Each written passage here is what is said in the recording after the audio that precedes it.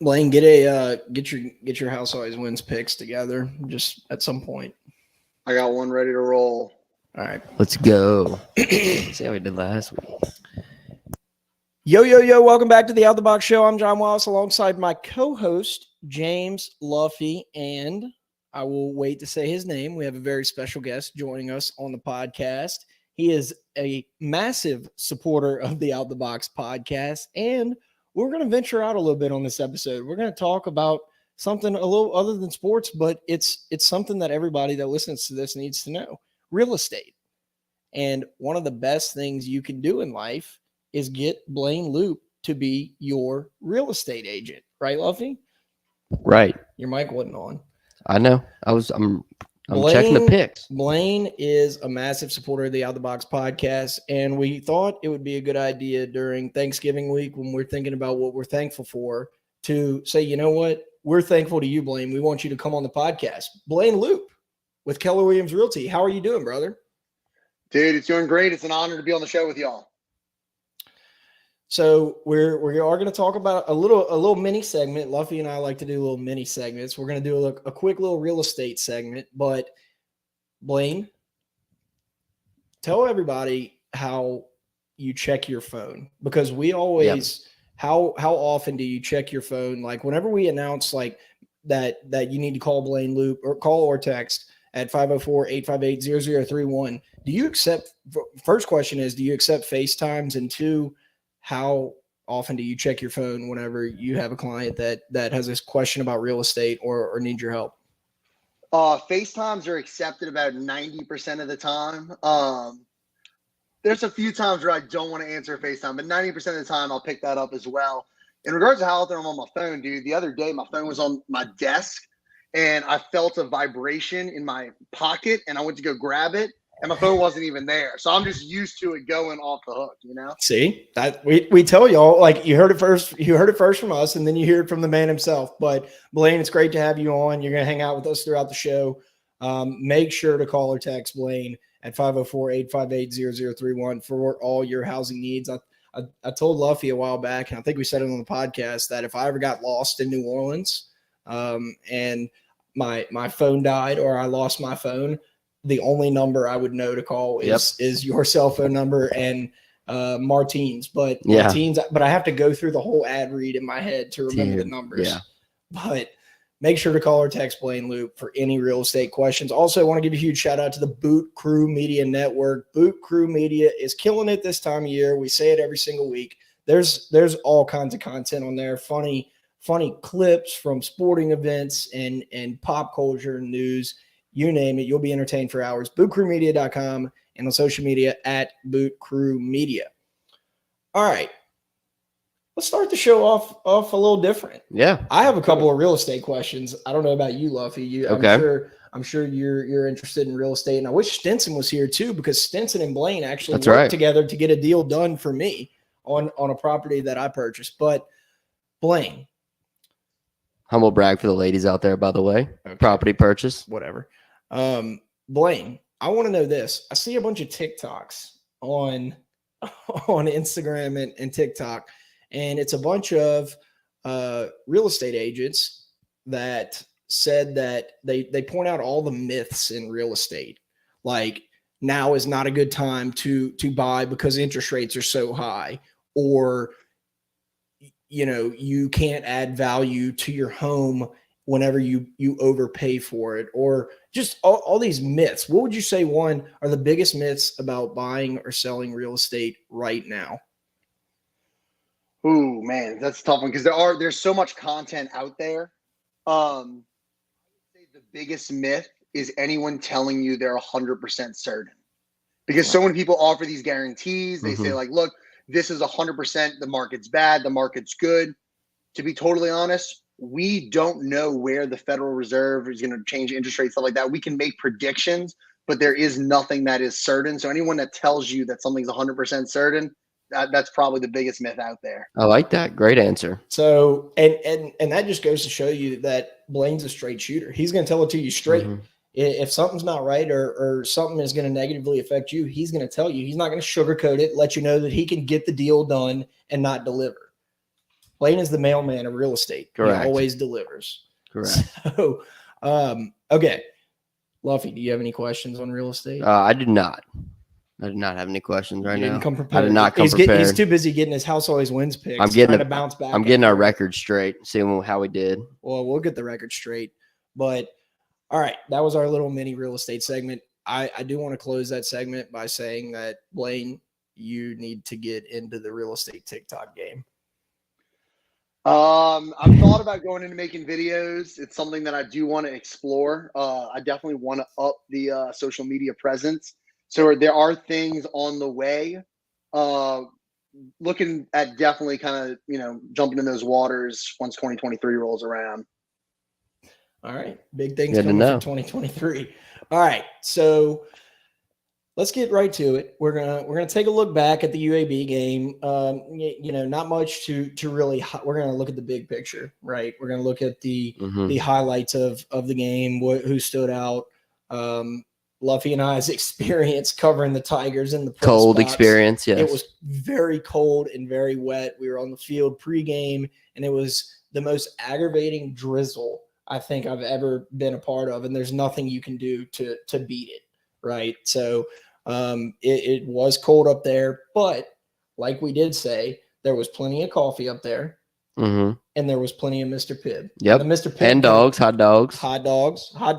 How else would you warm up other than eating a hot dog? It literally says hot in the name. Yeah. John put 2 in his pocket, each pocket, to keep them warm. They were like we put them in my boots. They were like foot warmers. That's right. But Luffy, your first time in the press box. Yeah. Takeaways. Yeah, it was fun. We were on the field for the pregame and got to see a lot of the coaches' family and recruits down there, but it was really cold on the field before the game, kind of a constant drizzle. We got to see a couple of LSU stars, Jeremy Hill, Brad Wing, Jared Foster. Shout out Jared. We forgot to tag him in the Instagram photo. We tagged Brad Wing and Jeremy Hill, but we neglected to tag. Yeah. We neglected to tag Jared, so apologies for that. We are going to have him back on the show soon, once we get towards baseball season. But it was fun, like getting to see Will Campbell and Emory Jones up close, 2 monsters, because we were kind of right there where we had the receivers for a little while, and we had the offensive line. Everyone else was kind of further away, but Will Campbell, Emory Jones obviously they don't look like freshmen, even in person. They are 2 big old boys that are going to be mainstays here for the next 2 or 3 years. It's just crazy that they're younger than us, and I just look at them and then look at my size and look at their size, and I can't even imagine, even if I was yoked like out there and had athletic ability and the whole nine, like I still couldn't imagine myself getting tackled by Emory Jones. He's just larger than life. Like it's honestly insane. But I'm glad you had a great experience. We'll talk about I guess some of the highlights of the game. Like we said, it did rain in Tiger Stadium. I don't know who Dan Bournet thinks he's kidding, but it rained in Tiger Stadium the whole time, pretty much. The actual whole time. But the press box has windows, and they had some of them open. So it was like we were covered from the rain in the press box, but it was definitely freezing up there. But I guess Luffy and Blaine, I want to get y'all's takeaways on how this game, what was the final score? 41-10. 41-10. I kind of want to get y'all's takeaways going into A&M week, as to how this game, I guess, prepared us and got us ready, because it is what it is, right? It was a tune-up game. It was a get-right game after a disappointing Arkansas performance for some parts of the ball. How did it set us up going into this weekend? Yeah, I think we covered the spread by a wide margin, which John, you had picked. As I predicted. But I think that, that's a good standard to some degree, and I think that the offense getting back on track and getting a little rhythm back. Neighbors had 130 yards, and Daniel's back looking comfortable. And then the defense got run on a little bit early on, made the adjustments, and pretty much shut them down for the rest of the half. They had one of the top rushers in the country, and shut him down completely. I thought the team overall looked, solid, and it's hard to get up for that game, especially a cold, rainy game at 8 o'clock when no one's there. Shout out to the students that were there. A lot of students came out, impressive, because it was cold, and it's hard to get people to go. And even if you want to go, it's hard to like get your friends up to go. So shout out to the guys that were there. There was some shirtless front row that we got a picture of on the story, but it was fun. And LSU, I felt like we took care of business and got back on track heading into A&M playing.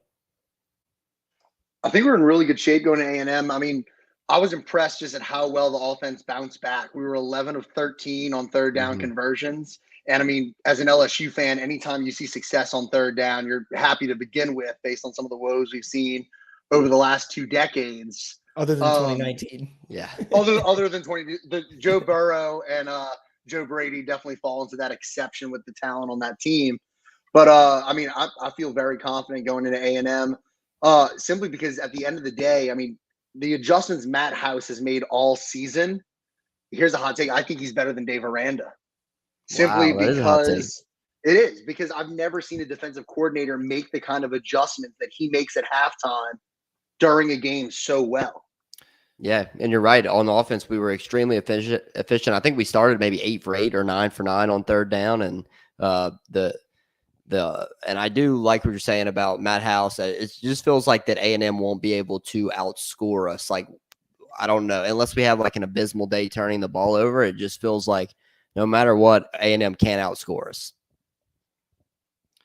Yeah, and Blaine, I hadn't really thought about it like that, but that is an interesting comparison.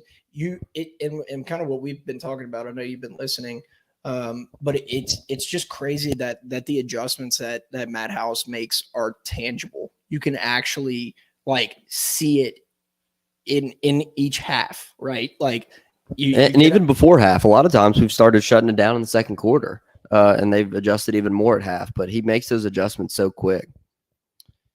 Yes, and obviously we're just going to keep beating the Harold Perkins drum. Yeah, just really, really good. I mean, how many times can we say that it's just amazing what he's doing, right? Yeah, and the sack numbers are crazy, like per amount of snaps he's played and rush downs he's had. It's by far the best in the nation, and if he would have had like more snaps, it's crazy to say, that he'd probably be leading the nation in sacks and probably have an LSU or be close to the LSU record.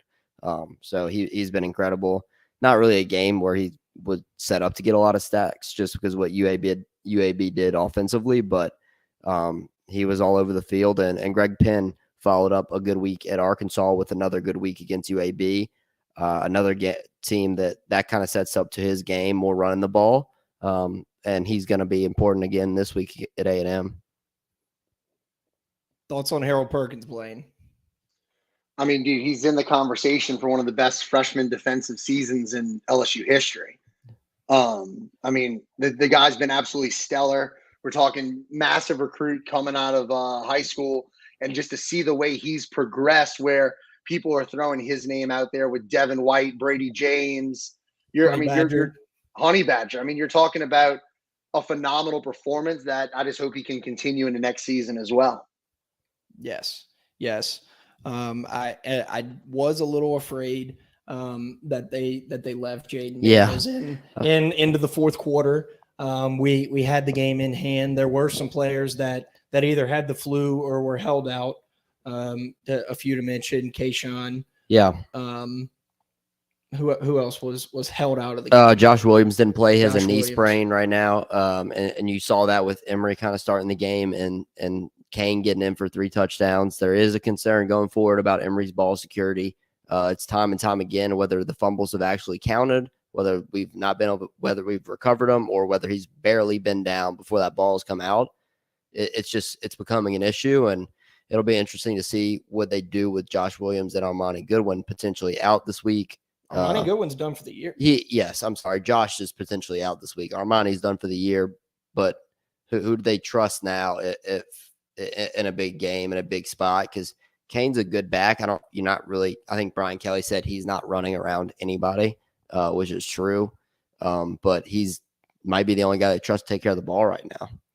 How does LSU keep their head on straight going into this weekend, knowing that this game matters, right? Like this A&M game matters. A&M's not good. I think there's a lot at stake.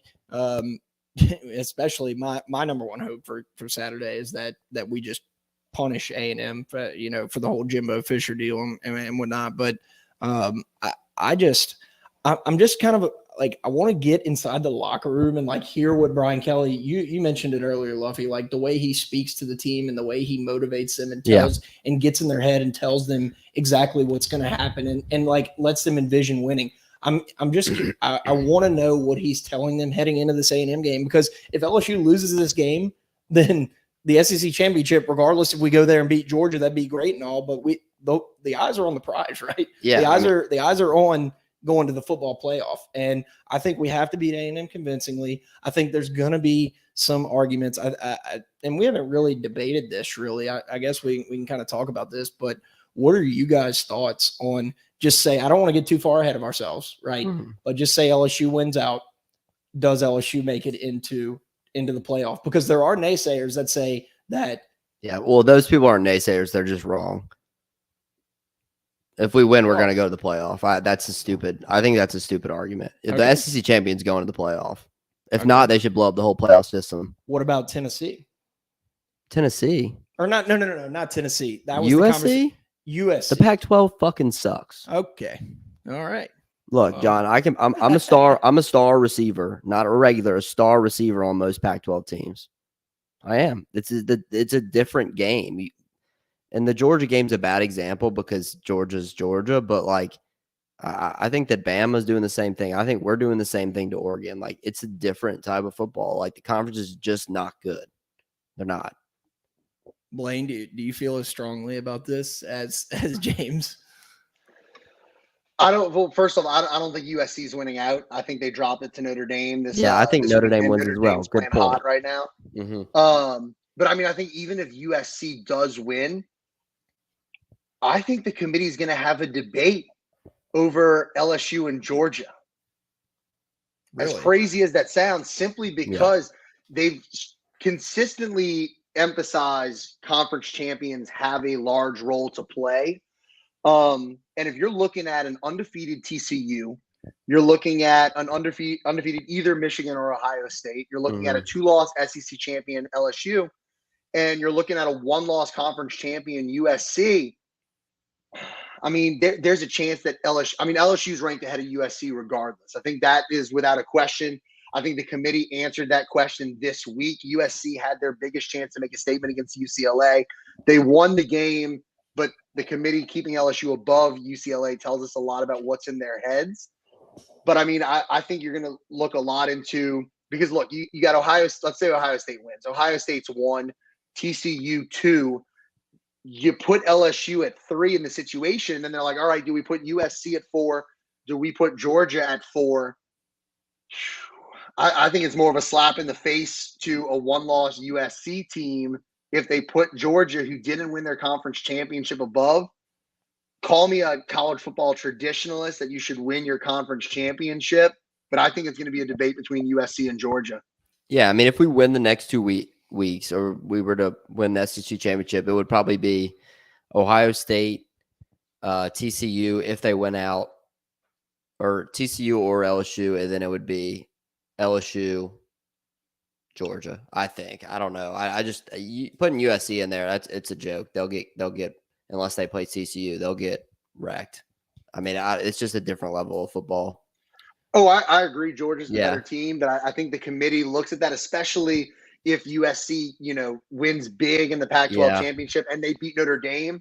The amount of media attention and love that they're going to get for beating Notre Dame can't be understated as well. Yeah, I'm with you on Notre Dame beating them this week. I will be betting that's coming up in our next segment. But I think that they're a better team. I really do. I think they're more well-rounded and probably more talented. Definitely. All right. Well, yeah, and I did misspeak. I actually did forget that Tennessee got embarrassed by Rattler in South Carolina. We were sitting there watching it on your phone in the press box, and I was trying to live tweet the game and whatnot.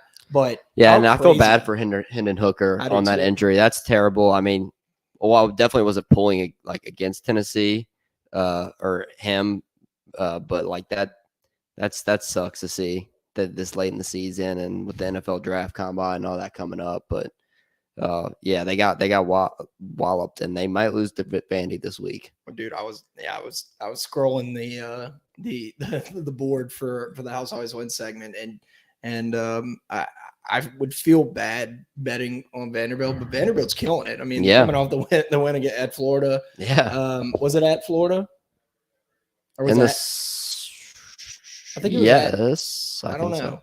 I can't remember, but yeah, Vandy's coming out of the woodworks. But all right, so here's what I want to do. Let's clean up this past week, and we actually needed a big cleanup after after our wet and cold Saturday night. Yep. My hair was soaked, and I definitely froze. But then when I froze, you kind of sweat whenever you're bundling up. So it's like I was just gross, and I need to clean up with Workbox. Yeah, and I would talk to Martine today, actually, around lunchtime, day before Thanksgiving. The man's absolutely grinding. He's on the grind. Not on vacation early or anything like that. Around Thanksgiving. if you need- Thanksgiving's tomorrow. If you need a porta potty, John, if you need a storage container, if you need a portable office, you need a luxury portable restroom rental, you're throwing an engagement party, you need one of those bad boys. I'm throwing an You need- engagement party. Yeah, you're throwing an engagement party. Say Stinson gets engaged tomorrow.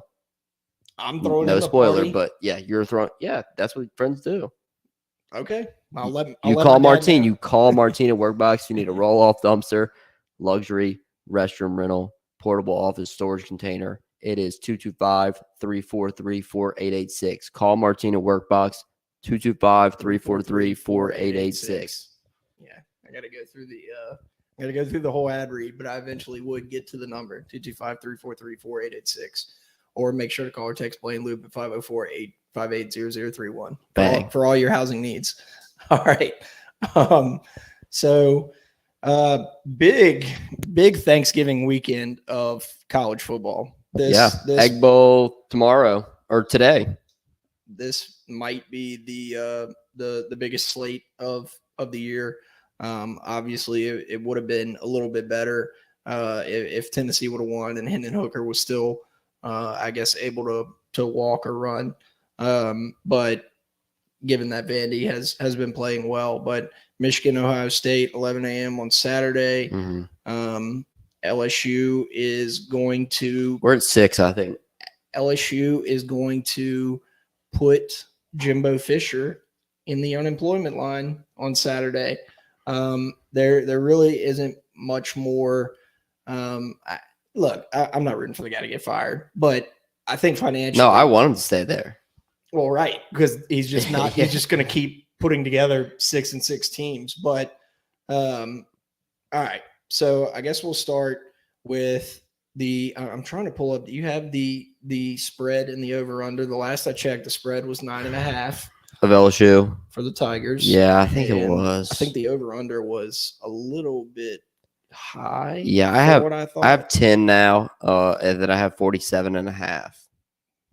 All right, so We've been nailing unders, John, for LSU. as much as I hate it, But I'm going over this game. Okay, so what is the over under? What did you 47.5. 47.5. You think we're gonna get the over? But is it not going to rain, huh? If it's See, not that's what I raining, don't know. pending rain, Is it gonna be cold? take All the right. over.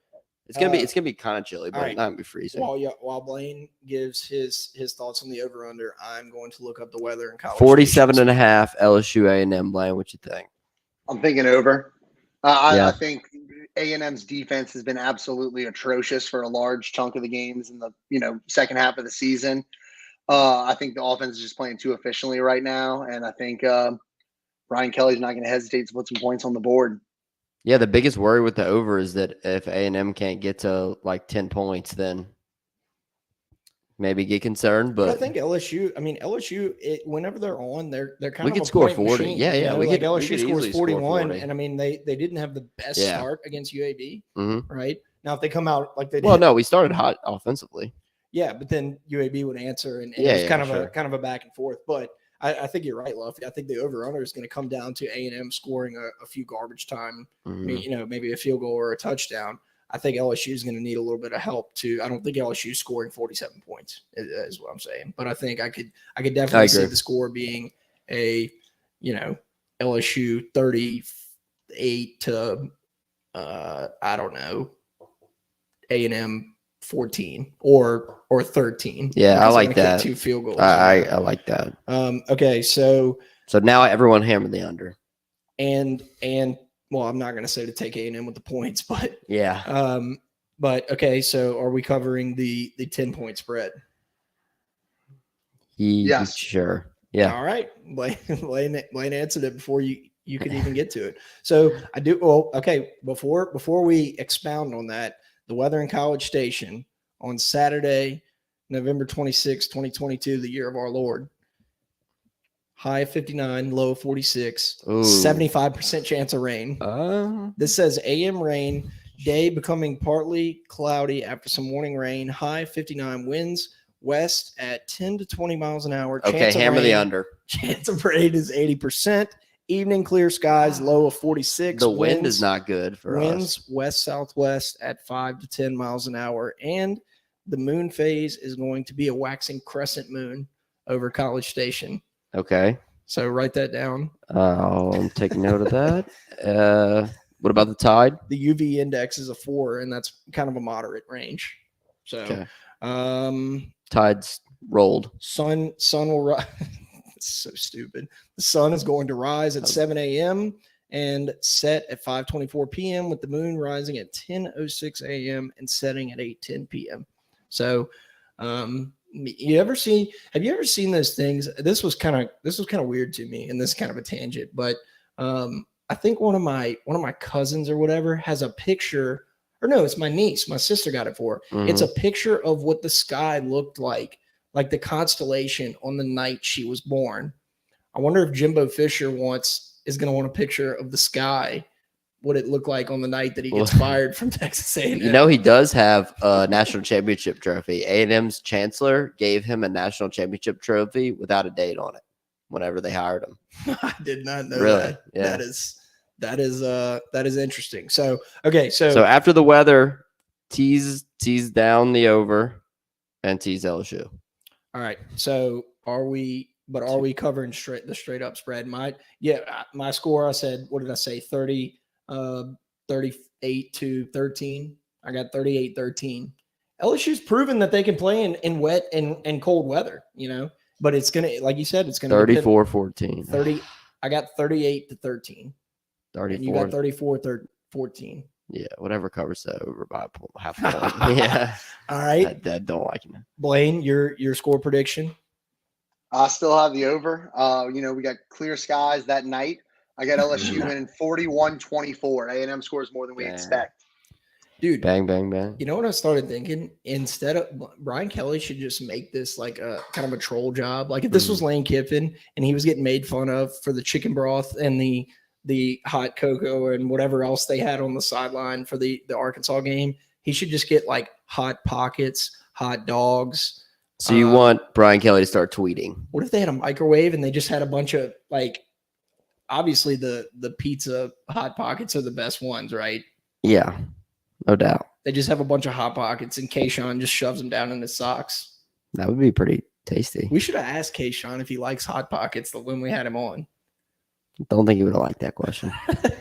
The question he liked was whenever you asked him who felt worse after a game day. After a game day, you or him. Okay, so what is A&M's quarterback status? Is Max Johnson the starter? I think it's Weigelman. I think Max is out for the year hurt. Yeah. I forgot about that. I honestly, I haven't paid any attention to A&M other than checking the score. Did you not see that throw from Saturday where he went to throw it into the end zone? Like he wound up to throw it and just slipped out of his hand backwards. Dude, but like I said, I'm not gonna. It's not a trap game, but it does make me a little nervous. LSU going on the road to end the season. It's a trap game. We're a 10-point favorite. I did see that Jacques Doucet tweeted that. I don't know who said it, but one of the players, it might have been Harold Perkins. He said, we walk around like we're number one, but we prepare like we're number two. which is I really like that quote. Yeah. So, all right. Well, I think that about wraps up the season, or not the season, but it was going to wrap up the regular season. And then we'll have our sights set on the SEC championship. Are we still going to go? Well, actually, we're not. We're going to go. We're going. I was going to ask a dumb question, but I'm not going to ask. If I was going to ask a dumb question, I would have said, "Are we still going to go if LSU loses Saturday?" But why would I even put that negativity don't say that on LSU? So, all right. House always wins. We're kind of rolling through this episode. It's It's Thanksgiving weekend. Yeah. And by the way, y'all need to prepare. We are going to do a Thanksgiving mini segment at the end of this episode. But Okay. Before we get to all that, I want to give a shout out to DraftKings, the official sports betting partner of Boot Crew Media. Bet just $5 and get $200 in free bets if your team wins. See show notes for details. Restrictions apply. 21 plus.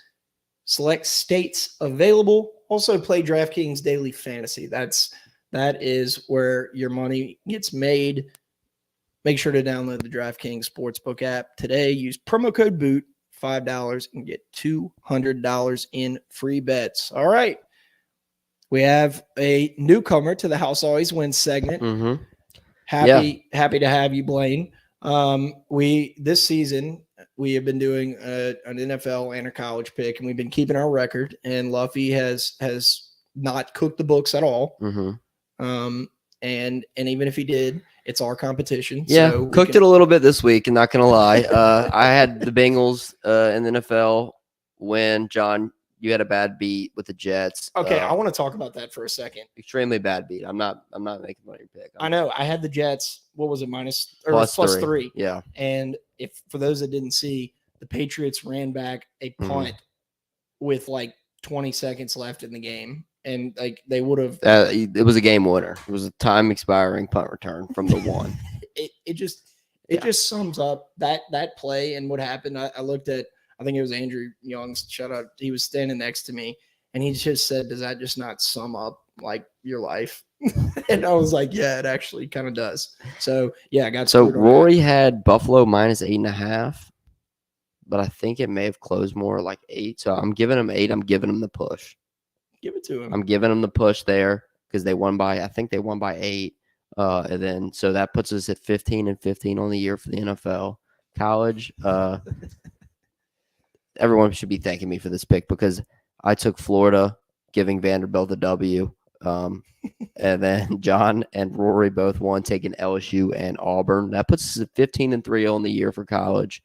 And 15-3? 13. 15-13 for college. And then 14-14 NFL. So above 500, 2 games above 500 for the year. All right. Do you want to start with college or NFL? Blaine, what do you want to start with?